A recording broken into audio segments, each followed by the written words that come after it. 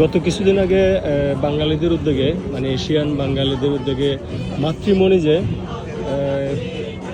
ইসরায়েলের যে গাজাতে হামলা, ফিলিস্তিনের উপর হামলা, সেটার প্রতিবাদে একটি সমাবেশ হয়েছিল। সেখানে শুধুমাত্র এশিয়ান, আমি ওইখানে গিয়েছিলাম, শুধুমাত্র এশিয়ান দেখেছিলাম, বেঙ্গলি দেখছিলাম, মানে বাংলাদেশি কমিউনিটির উদ্যোগে।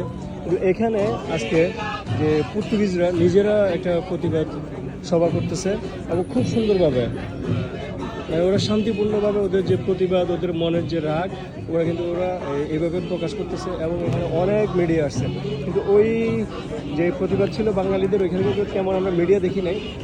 যেটা বলতে চাচ্ছি, উচ্ছৃঙ্খলভাবে প্রতিবাদ না, আমরা শান্তিপূর্ণভাবেও একটা প্রতিবাদ করতে পারি।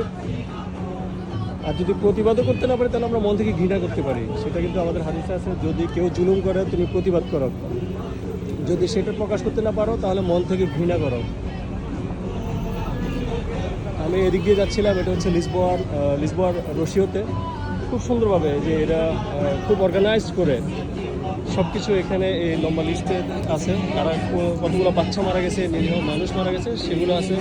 এবং যে ছবিগুলো আছে, এরা কিন্তু সবগুলো বাচ্চাদের ছবি।